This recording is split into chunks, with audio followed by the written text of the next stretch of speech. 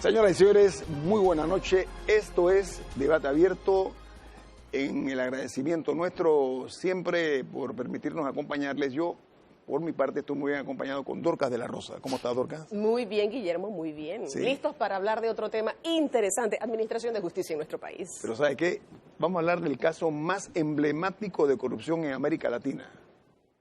Estoy hablando del caso de Brecht, un caso que ha sido comprobado y confesado. Lo grave de esto es que hay confesión de por medio y hay comprobación de todos los elementos, pero la República de Panamá en materia de justicia, para muchos, tiene un rezago en cuanto al manejo de este caso en particular, donde otros países ya han ejercido en el nombre de la justicia el castigo que se merecen algunos, desde expresidentes, un presidente que tuvo que renunciar, uno se suicidó, expresidentes, vicepresidentes, senadores, ministros.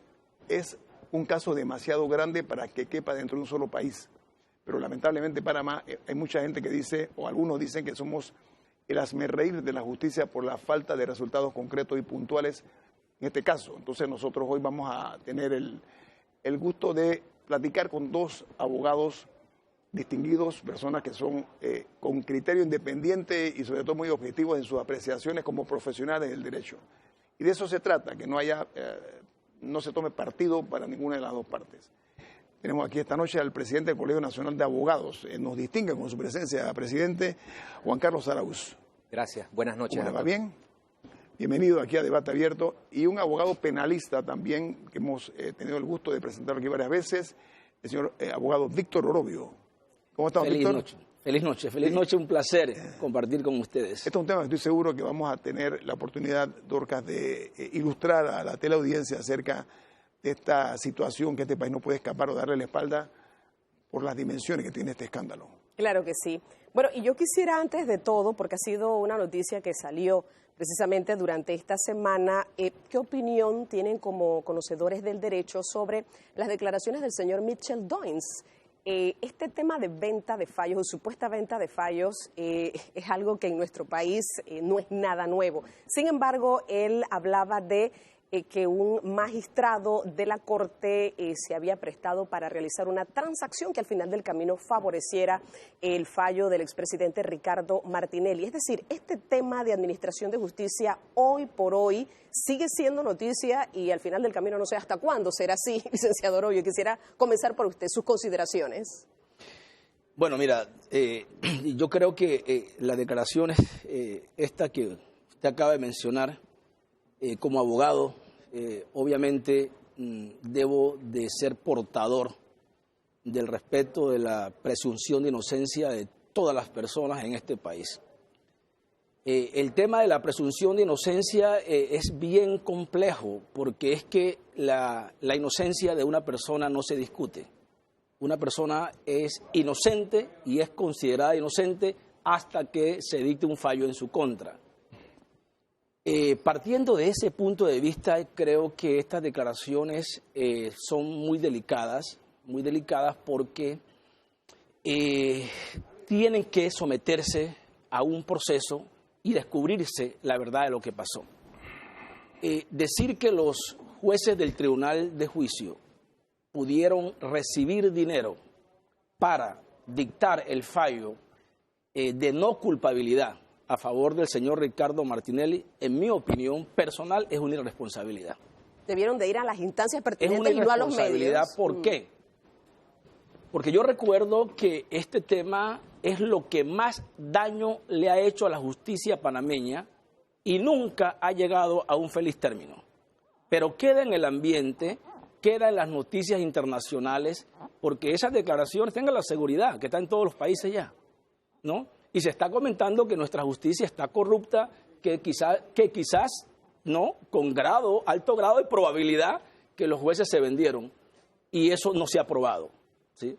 Yo creo que en este país nosotros no debemos permitir, en realidad, honestamente, no lo debemos permitir, de que cualquier persona salga a hacer acusaciones y de ese tipo, de ese nivel, sin que esa misma información primero pase por la instancia correspondiente, que es el Ministerio Público.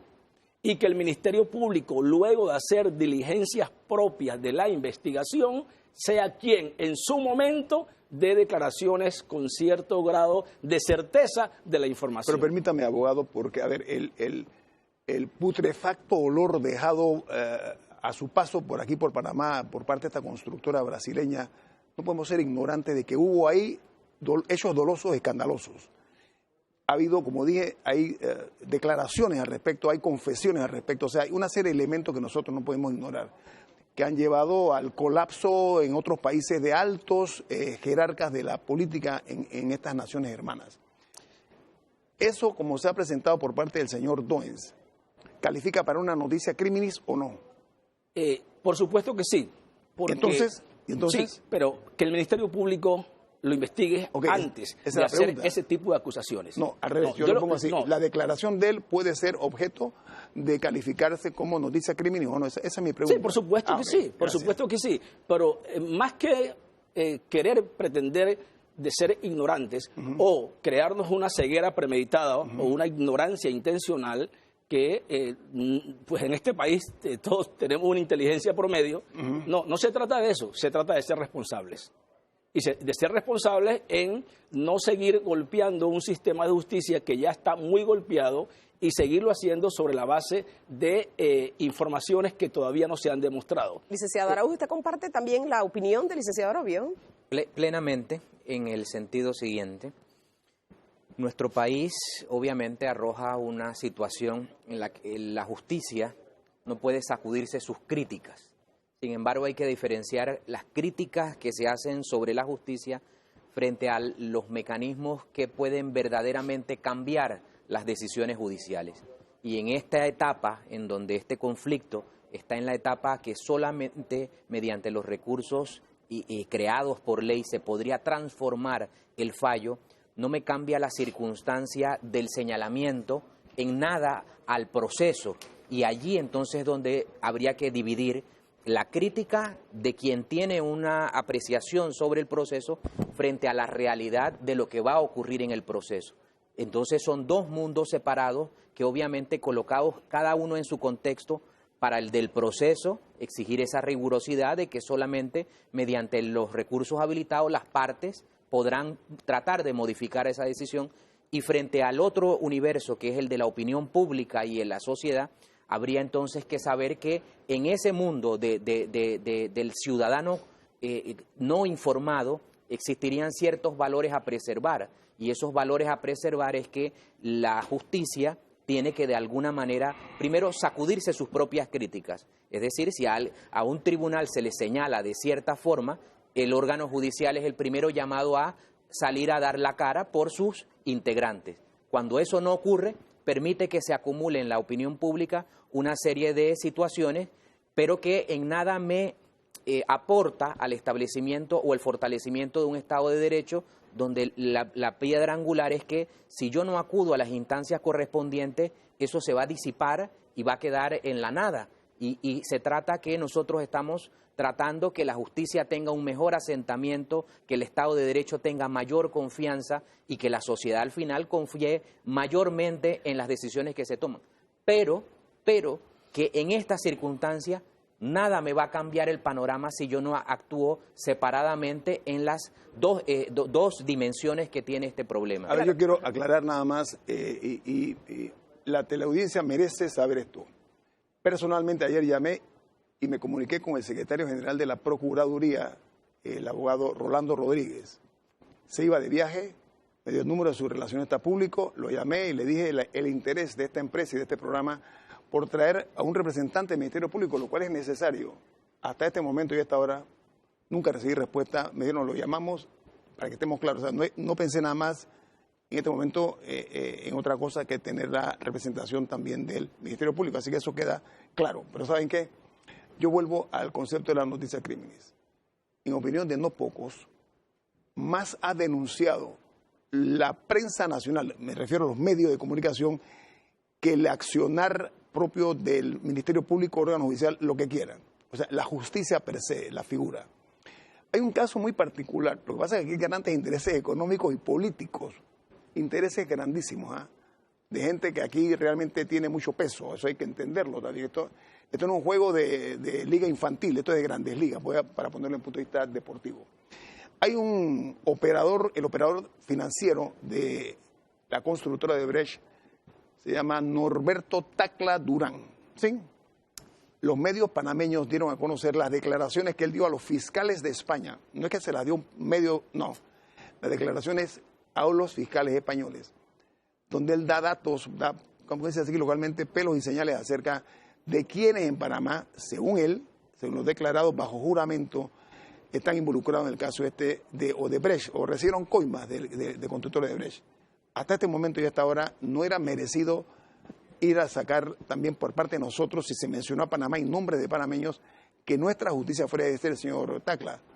Ahí está noticia criminis. Nosotros exigimos que usted nos diga o nos amplíe o lo que sea sobre este caso. Presidente, con usted. Lo que ocurre es lo siguiente, depende del momento. Si hablamos... Esto tiene tiempo ya. Claro, si nos referimos al momento que procesalmente ese expediente está en un limbo del debate de la extensión del tiempo y todo aquello, obviamente hay un impedimento procesal para hacer actos de investigación y eso es una realidad que ese expediente está viviendo. Si nos referimos a épocas anteriores en las que el término de investigación no estaba en debate, obviamente allí a quien le toca hablar de responsabilidades son al propio ente de investigación. ¿Por qué no se le toca? ¿De dónde? De panameños. Es lo que tú dices. Panameños. Esa fue mi pregunta. Evidentemente. O sea, yo veo, por ejemplo, Perú. Caso Lavajato, están peruanos involucrados. Mandaron los fiscales allá y fue público. Se habló públicamente los fiscales del resultado de la investigación. Están Juan, Pedro, Pablo, lo que sea. En Panamá yo entiendo también que hay que cuidar las fuentes, etcétera. Pero en Panamá no conocemos nosotros más allá de lo que es la investigación periodística. Y usted lo sabe, abogado. Aquí por parte de los operadores de justicia se conoce muy poco este caso de Brecht. Aquí hay una figura que es todavía más riesgosa, ¿sabe qué? Una declaración donde dijeron, hay un AIA, creo que es AIA, o sea, una serie de sobrenombres. Sí. Aquí Aguía, se dieron cachaza, etcétera. ¿Y sabe qué? No han dado un nombre. Perú ya lo dio, otros países lo han dado. ¿Por qué ese, no secretismo, por qué esa, vamos a decirle, prudencia? Porque nos dicen, cachaza es fulano, AIA es el otro, tal igual. ¿Por qué dejarlo al mucho criterio inventivo o creativo del panameño? El tema es la forma. Sí. No es una pregunta. A ver, mi percepción y mi visión de esto es que si nosotros confundimos los tiempos en los que ocurren los episodios donde son los medios de comunicación que colocan en la opinión pública información que genera duda y cuestionamiento, habría que contrastarlos a los momentos procesales. ¿En qué momento procesal se hizo esas revelaciones para que de alguna manera se hable de falta de actividad de la propia entidad investigadora? Y esa falta de actividad, el propio Ministerio Público tendría que dar una respuesta que satisfaga y decir, bueno, si es por cuestiones de que el expediente está paralizado por el tema del debate procesal de los tiempos, es una respuesta que satisfaga o no a la opinión pública, es una realidad jurídica. El otro punto es, si desde el punto de vista externo del proceso, alguien conoce la identidad de los sujetos y quiere manifestar que una corresponde a otro, son dimensiones separadas. A la sociedad lo que le debe interesar es que la realidad del proceso coincida con la realidad de la información mediática y que eso produzca una sanción. Pero pareciese ser que en muchos momentos la sociedad alienta a que las propias entidades de justicia tengan un comportamiento distinto al proceso. Y esa es la parte crítica porque dependiendo del rol donde nos encontramos es como calle arriba y calle abajo. Y dependiendo de eso, cada quien motiva o que se respete la garantía o el otro motiva que la sociedad está por encima de la garantía. Mira, los fiscales suramericanos, me remito a hechos puntuales, dicen, los fiscales en otros países lo han denominado esos nombres, porque no es en Panamá nada más que se dieron, ellos le llaman codinomes, códigos de códigos, no nombres de nombres, códigos. Y en el caso de Panamá se habló de cachaza, Akia, Explorer, Ratatouille, entre otros los supuestos coimiados. El panameño sospecha, porque la lógica es una ciencia exacta. La que tiene que hablar es la justicia. Vamos a hablar de eso al regreso aquí en Debate Abierto. Viene más.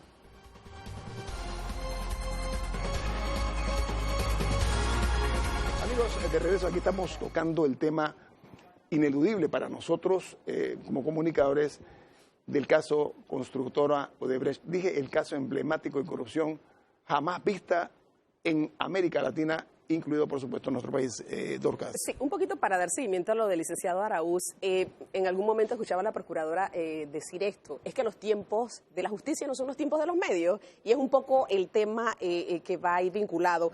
Hay un principio que lo conversaba con el licenciado Víctor Orobio, que era que la justicia en tiempo razonable, y me gustaría ahondar un poquito porque tiene mucho que ver con lo que Guillermo estaba hablando, es decir, cómo todos estos procesos, unos se extienden un poco más, otros no. Ya había una solicitud por parte del Ministerio Público donde querían extender un poco más estas investigaciones, por ejemplo, casos 2006, 2009, pero viene nuevamente este principio, una justicia en tiempo razonable, licenciado Orobio. Sí, mira, una justicia en tiempo razonable no es más que darle la oportunidad a un acusado de ser condenado o ser declarado inocente en un tiempo corto, y que esto es parte, en realidad, de sus derechos humanos, es parte del debido proceso. Este término lo acuñó mucho la Corte de Derechos Humanos de Europa. De allá surge este término de justicia en tiempo razonable, lo cual es una garantía y debe ser aplicado a todos los seres humanos. Pero yo quisiera puntualizar en dos temas sobre lo conversado. Me parece que aquí estamos hablando de dos temas separados. Creo que una cosa es hablar de los tiempos en un proceso, justicia en tiempo razonable, y otra cosa es dejar de investigar a personas que debieron estar dentro de la investigación. Son dos temas separados. Hay un debate en estos momentos sobre los tiempos. Eso lo está resolviendo los tribunales. Hay un juez que dijo, hasta aquí llegó el término, ¿no? Luego de haber dado una extensión, ¿no? Y hay unas fiscales o un ministerio público que está diciendo, no me alcanza el tiempo, y yo voy a la Corte Suprema de Justicia con un amparo de garantías constitucionales, ¿no? Porque también la sociedad puede ser violentada en sus derechos, para que la Corte entonces le dé más tiempo de investigar. Eso se va a resolver allá.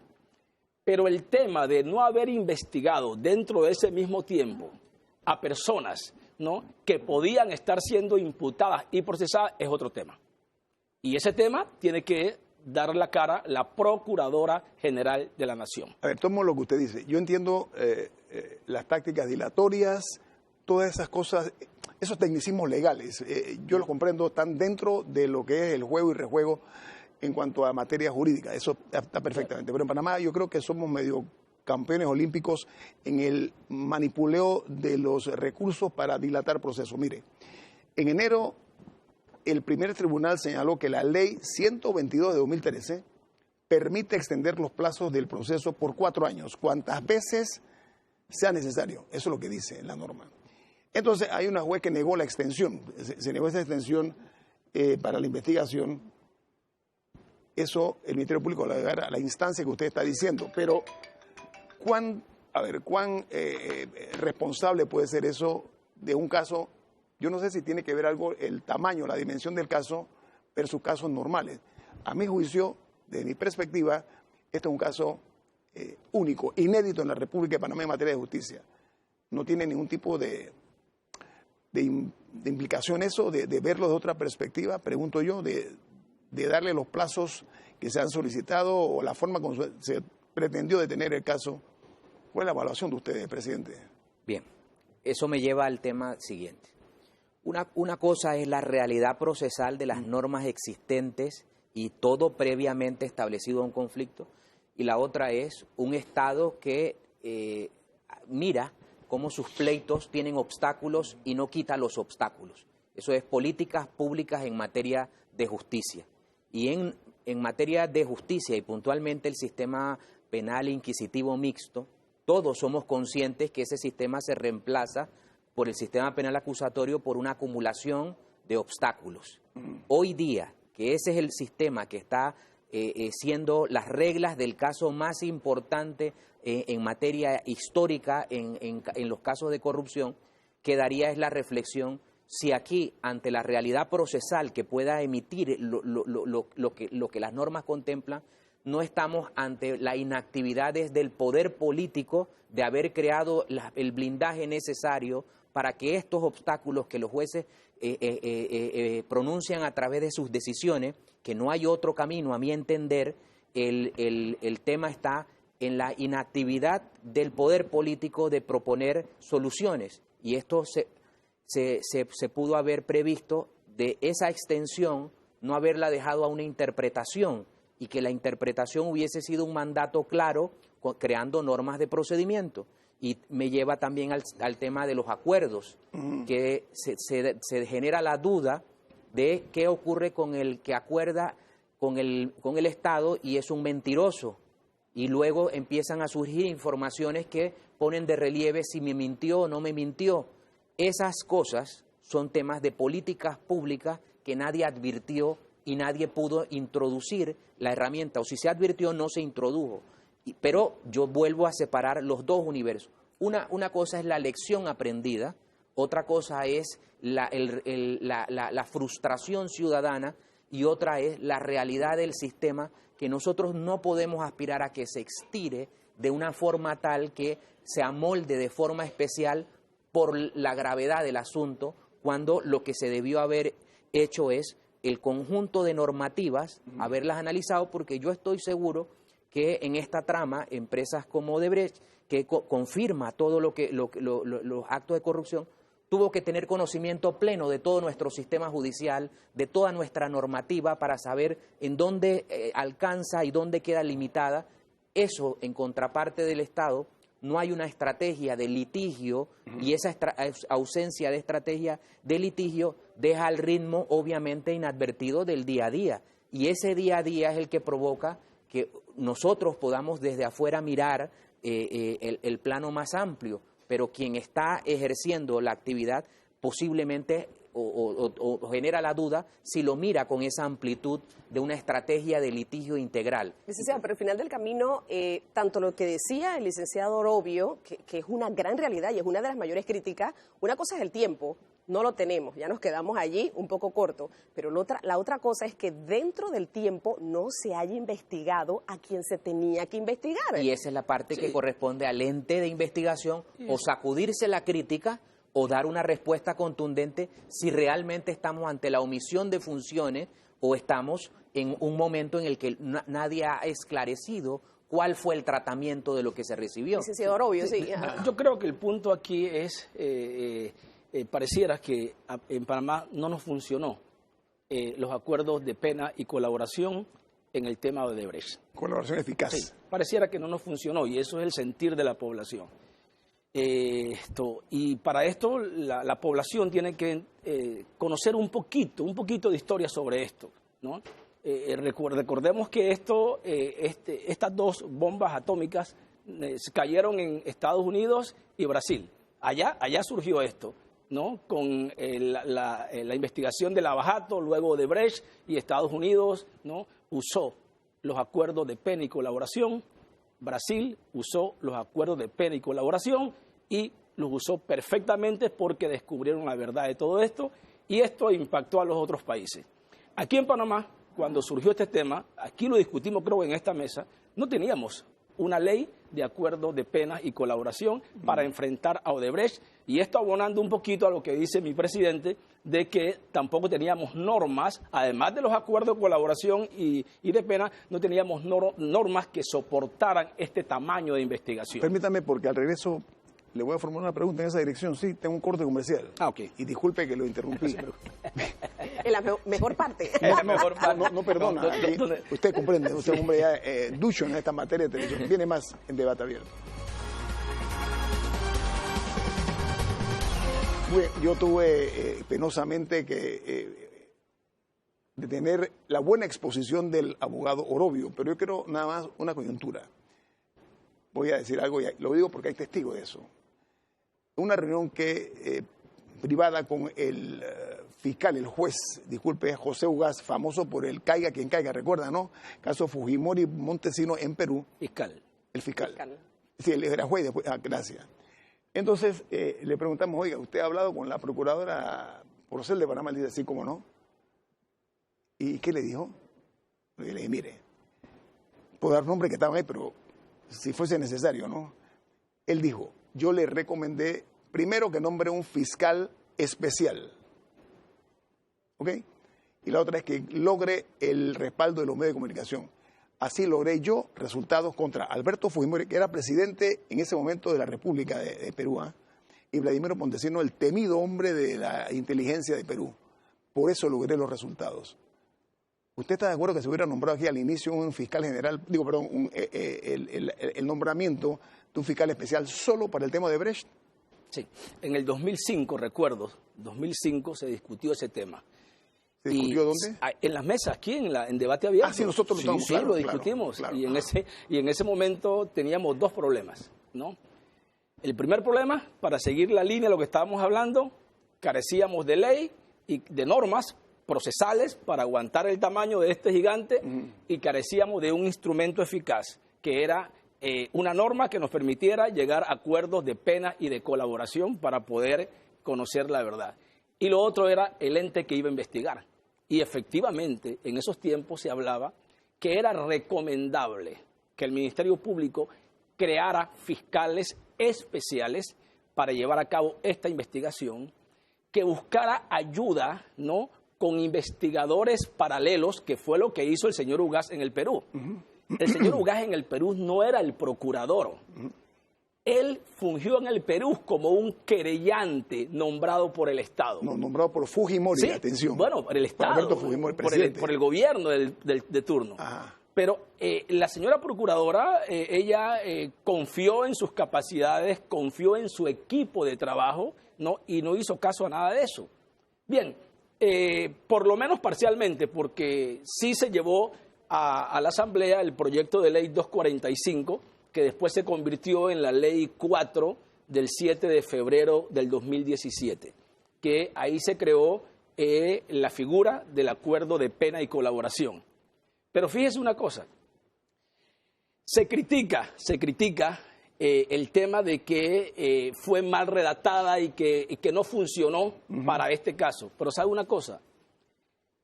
El artículo 24 de esa ley es una copia, 100% del artículo 220 del Código Procesal Penal.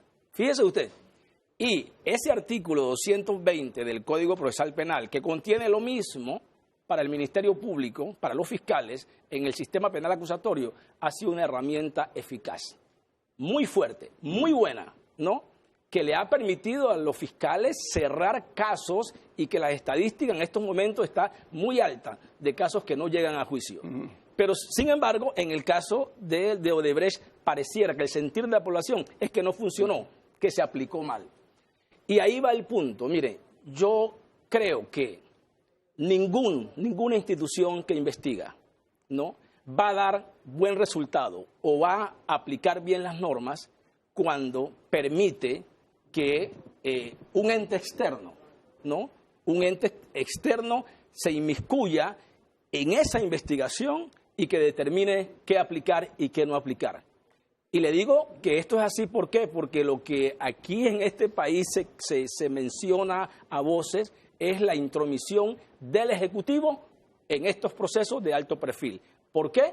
Porque allí no están investigados las personas ordinarias panameñas. Ahí están investigados o presuntos investigados expresidentes, ministros, grandes empresarios, gente de la alta sociedad que tienen de una u otra forma el poder o la influencia de poder penetrar esas investigaciones. Si es así, nunca va a funcionar. ¿Por qué ha funcionado en el sistema penal acusatorio ordinario? ¿Por qué funcionó en el Perú, en Estados Unidos? ¿Por qué aquí no ha funcionado?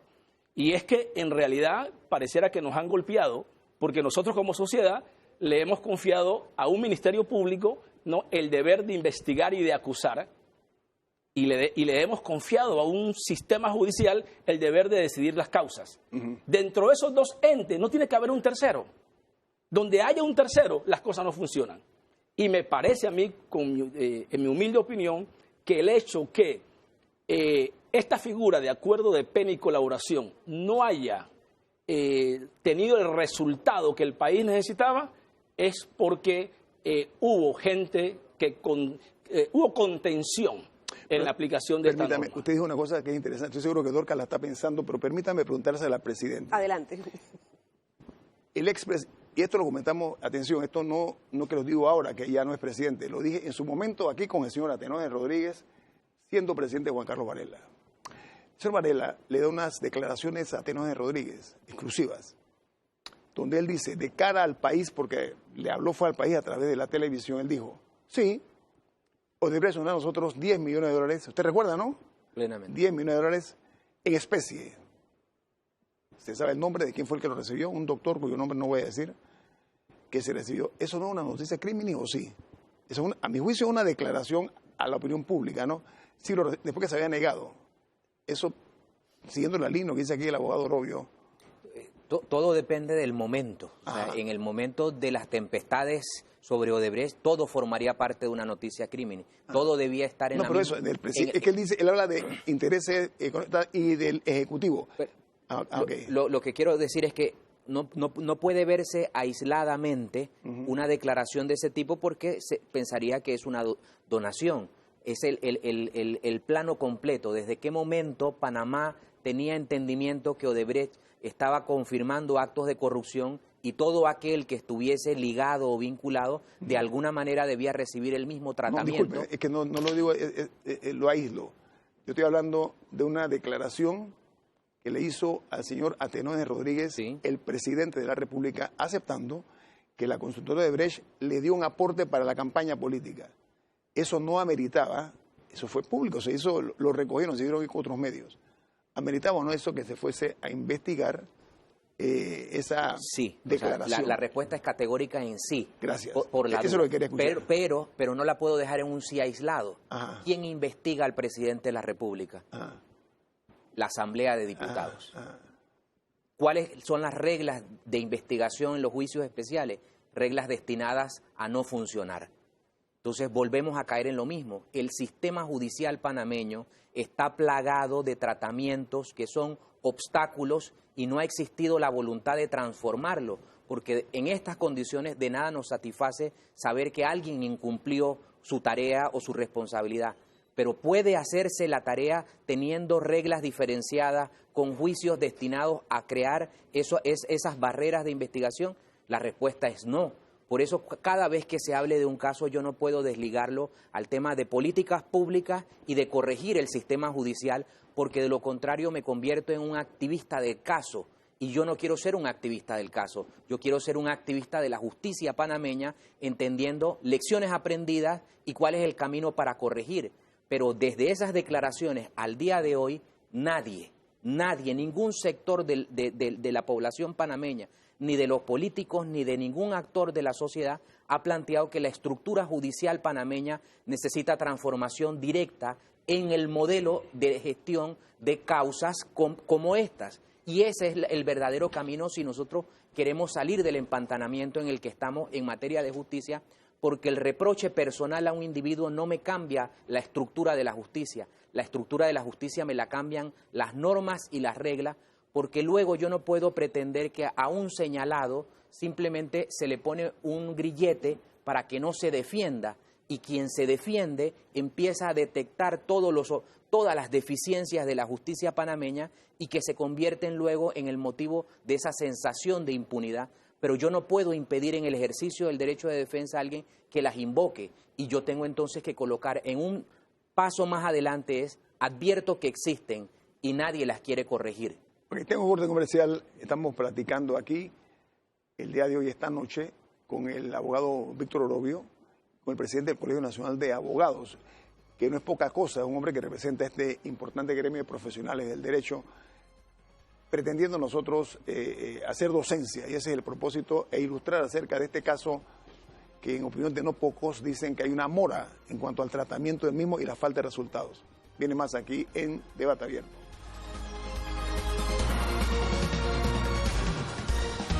El presidente presidente del Colegio de Abogados nos dio casi que una cátedra aquí en materia de derecho, un hombre muy docente. Claro que sí, claro que sí. Y yo, por ejemplo, el punto este que tocaba el licenciado Orobio también, y obviamente aprendiendo mucho del licenciado Araúz, la insatisfacción al final del camino es esa, al haber un tercer actor, todo se daña. ¿Y qué piensa la gente? Porque es que lo escuchamos siempre, los distintos sectores lo dicen. ¿Qué piensan de la delación premiada? Esto se hizo nada más para beneficiar a un par de empresarios que se robaron, agarraron, cogieron, como decimos en buen panameño, y aquí no ha pasado nada. El tema es cuándo le vamos a dar la vuelta a eso, porque hay una gran insatisfacción y yo retorno al tema que planteaba el licenciado Orobio. La gente siente que dentro del periodo establecido no se investigó a la gente que había que investigar. Entonces, al final del camino, no hemos hecho absolutamente nada. Y mire todo el tiempo que pasó. Muchos periodos ya han vencido. Por eso es que el Ministerio Público estaba pidiendo más tiempo y ya la Corte dice no hay más tiempo para esto. Entonces, al final del camino, ¿con qué nos quedamos?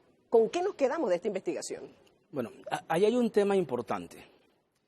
El juez 12, en su fallo, dejó abierta la puerta para que el Ministerio Público iniciara otras investigaciones con el origen Odebrecht. Esa ventana que abrió el juez no ha sido bien recibida por las fiscales, porque ellas dicen que pudieran caer en el tema del doble juzgamiento. ¿Caen o no caen en su opinión? Me parece, en mi opinión, que no. Ok, gracias. Me parece que no. ¿Y por qué me parece que no? Porque es que Odebrecht es un gigante, con muchas cabezas, y muchos pies, y muchas manos, y mucho de todo. Resulta ser que si tomamos ese gigante como única fuente de el inicio de los hechos criminales o penales, estamos desenfocando, ¿no?, que los delitos se cometen por personas y que son hechos ejecutados por seres humanos en tiempos diferentes. No importa que el papá sea Odebrecht, ¿sí? Cualquier hijo de Odebrecht puede haber cometido un delito 5 años después, 10 años después, y ese hecho debe iniciarse a investigarse a partir de esa comisión, ¿sí? Entonces, en mi opinión, pareciera que el juez tiene toda la razón. No sé, tengo el presentimiento que en un amparo que creo que ya se presentó o se va a presentar, pudiera ser que esa va a ser la salida que la Corte Suprema de Justicia le va a dar a la Fiscalía. Esa descripción suya de que Odebrecht es una hidra, se le llama, ¿no?, un monstruo de varias cabezas. Complejo. Yo creo que tiene mucho de razón lo que usted dice, pero en ese seguimiento me remito a una noticia que salió en abril del año pasado. Voy a dar nombre, la fiscal anticorrupción Zuleika Moore reactivó pesquisas por sobornos pagados por actos, incluyendo 86 diligencias de manera inmediata a bancos, firmas de abogados e instituciones públicas, así como la conducción de imputados. ¿Ha ocurrido eso o no? O sea, ¿ha habido un progreso en eso desde su perspectiva? ¿Hemos visto algo de eso? Lo que ocurre es que habría que entrar a las interioridades, que es posible que para una franja o un periodo determinado de la investigación haya eso. Ajá. Aquí el cuestionamiento es que existen periodos que no tienen investigación y que no tienen señalados en el tiempo. La crítica sería si el Ministerio Público cumplió una investigación integral en todas las etapas desde el nacimiento. Por eso ella habló, la señora fiscal, y está escrito, habló de conducción, de manera inmediata se iba a accionar. Ella habló incluso de conducción, por eso formulo la pregunta, porque es un compromiso. Inmediata es ya, a mi juicio, eso es lo que dice la expresión, ¿no? Hubo, Sí, o sea, hubo. Sí, hubo. Lo que pasa es ¿a quién? Sí. Y ahí está el tema. Parte del tema es exactamente eso que nosotros sospechamos, creemos, hay pruebas. No se ha dicho, lo hemos dicho nosotros, los medios de comunicación. Esa es la parte que a mí me inquieta. Sí. Y a favor de esas personas que están señaladas, que están imputadas, sí, el término no les corresponde y se aplica a la justicia en tiempo razonable, ¿sí? Pero aquellos que no han sido imputados, que no han salido a la vida jurídica, no tiene por qué ser cubiertos o beneficiados con ese tiempo. Claro que sí. Yo quisiera aprovechar, Guillermo, porque ya estamos en los minutos finales. Hay un tema, el presidente lo anunciaba, a aquellas personas que aspiren, quieran ser magistrados de la Corte Suprema de Justicia, se abre nuevamente esta posibilidad. Entiendo que el presidente Laurentino Cortizo le toca nombrar 6 principales y 9 suplentes, obviamente por lo que pasó en la pasada gestión, donde al expresidente Varela le tocaba 4, 1 principal y 3 suplentes. Consideraciones en torno a esto, viendo el punto de vista de que quién o a quiénes se necesita realmente en estos puestos tan importantes en la Corte Suprema de Justicia.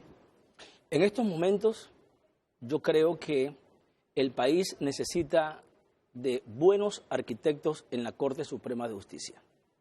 Y llegar a ser un buen arquitecto no se llega de un día para otro. Le pregunto, se la pongo al revés. Sí. Es una oportunidad histórica que tiene el presidente de la República, Laurentino Cortizo Cohen, para dar un giro a esto. Sí. O sea, nombrar personas, en mi opinión, probas, o sea, honestas, decentes, pero valientes, que se atrevan a ejercer la justicia, no importa quién. Me remito a José Ugaz nuevamente, caiga quien caiga. ¿No le parece, presidente? Absolutamente. El problema siempre con las designaciones de magistrados es la ausencia de método. Y ante la ausencia de método hay fricciones en torno a cómo surgen esos nombres que finalmente ocupan el cargo. ¿Es un tema de interpretación o qué? No, es un tema de... a ver, hay 2 cosas. Si el presidente delega su facultad constitucional a un grupo, habría que ver si la delega de forma absoluta. Si no la va a delegar de forma absoluta, para la sociedad es más saludable que el presidente asuma su responsabilidad y presente los nombres, y esos nombres sean sometidos al cuestionamiento público. El problema comienza cuando usted tiene posiblemente más de 10.000 individuos que cumplen los requisitos formales, pero si usted no define qué quiere, entonces usted no puede tampoco evaluar a 10.000. Luego, cuando no puede evaluar a 10.000, usted empieza a sesgar. Y cuando usted empieza a sesgar, las decisiones quedan en lo mismo que hubiese sido la elección individual del presidente de la República.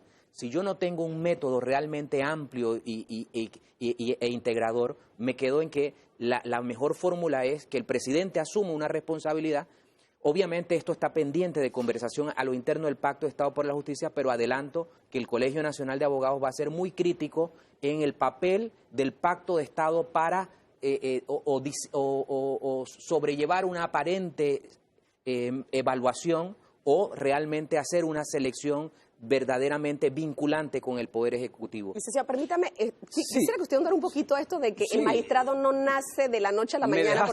Me dejaste con la palabra en la boca y no concluí la idea. Concluya. Sí, te decía esto, ¿por qué? Porque justamente escoger a los magistrados de la Corte Suprema de Justicia es llevarlo a una sala especializada donde va a tener que administrar justicia y justicia de verdad. Sacar a una persona del foro que acaba de mencionar el colega, eso es lo más complicado, ¿no? Porque ser persona proba, ser persona honesta, eso se presume, salvo que alguien demuestre lo contrario.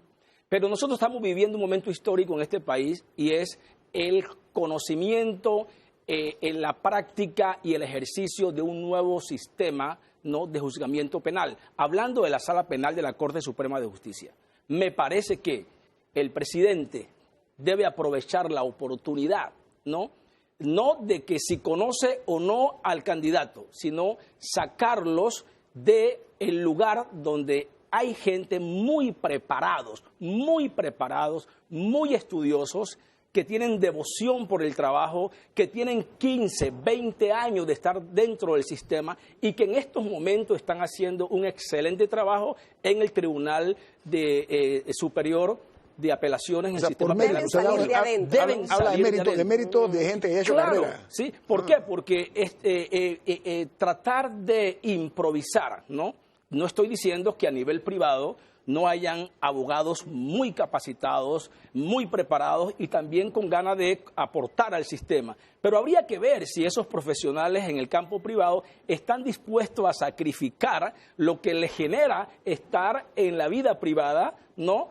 Por ir a ejercer un cargo en la Corte Suprema de Justicia, que todos sabemos que tiene un salario limitado. Pero donde sí hay gente con esa devoción y con esa entrega, y que lo han demostrado en 15, 20 o más años de servicio, es dentro del sistema judicial. Y creo que es el momento para premiar a esa gente que han dado su vida y que han sacrificado sus hijos, sus esposos, sus nietos, para que ellos lleguen a ocupar esos altos cargos en la Corte Suprema de Justicia. El reconocimiento al mérito es importante y a la experiencia, al conocimiento, pero ¿saben qué? Lo importante para mí es que no sean rehenes ni del poder político ni del poder económico, primero. Y segundo, hay que galvanizar la justicia de tal suerte, no dije, es un término muy traído de los cabellos, que blindar, no, galvanizarla de tal suerte que sea ataques para que la justicia sea afectada, sean inocuos, o sea, que no funcionen. Pero habla de hombres valientes y mujeres, hay que tomar en cuenta las mujeres también que formen parte de esta nueva camada de miembros de la Corte Suprema de Justicia. Oiga, nuestro sentido de agradecimiento por acompañarnos, muy buenos los aportes y muy directos a cosas que nosotros apreciamos, Dorcas. ¿No vamos? Claro, cátedra Gracias, total gracias. en Derecho. Sí, nos vamos.